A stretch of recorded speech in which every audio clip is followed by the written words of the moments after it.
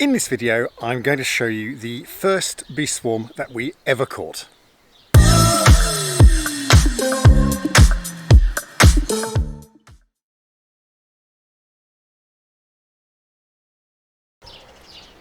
Now, if you've watched our previous video, I think in that I mentioned that we were hoping to get into beekeeping this year.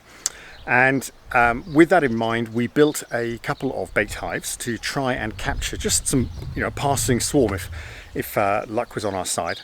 And we constructed them ourselves. The design is kind of a mishmash of things that I saw on the web, and it's broadly followed some of the guidelines from Thomas Seeley. If you're not aware of who he is, look him up on Google. You'll find loads of stuff, but it gave me a starting point.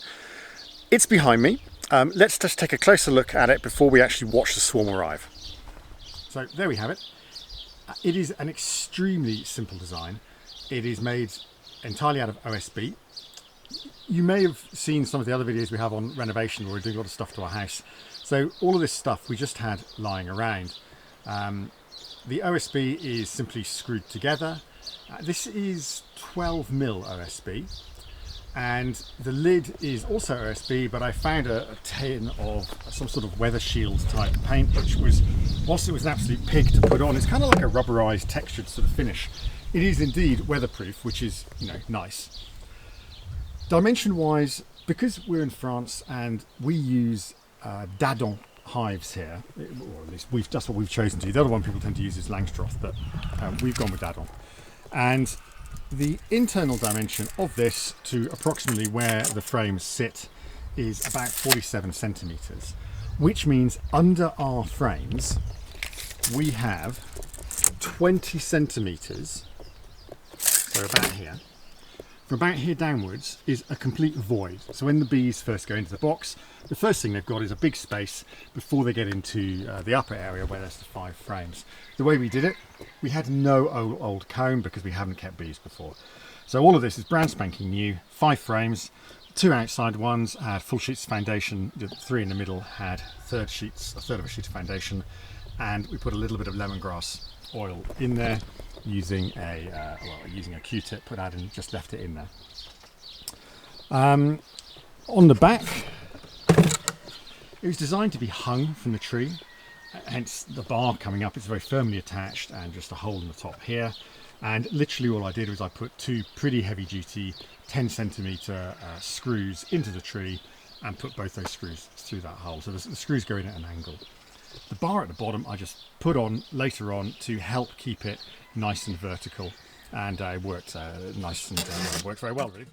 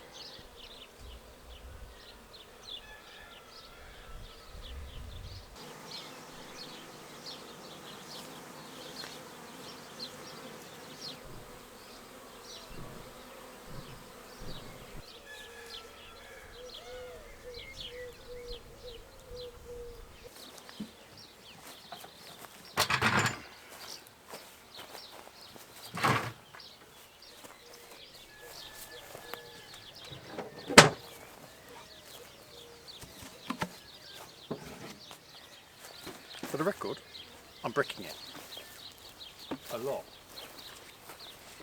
Oh my God.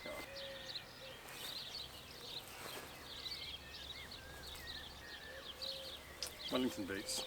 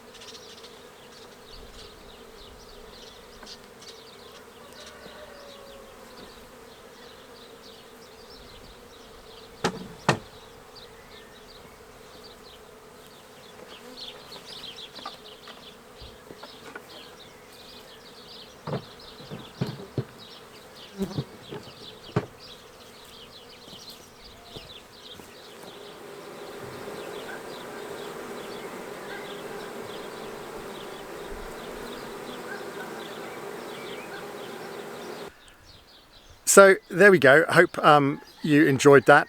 We certainly did. It felt a privilege to watch the swarm arriving, even if they didn't play ball in exactly the way we wanted them to on our very first swarm, or very first encounter with bees, to be perfectly honest. But it's all gone swimmingly. We are now providing a weekly update on how the swarm progresses, how they grow, and trying to provide photographs of each frame so you really get a good idea of what the change is each week, what you can expect.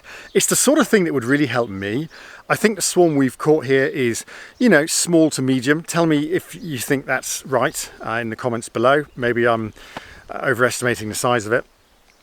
But it would help me if I was able to see from somebody else what sort of progress I should actually expect to see on a weekly basis as the colony grows. So look out for the next video. Subscribe if you'd like to be notified of when that gets posted. Thanks for watching. Bye.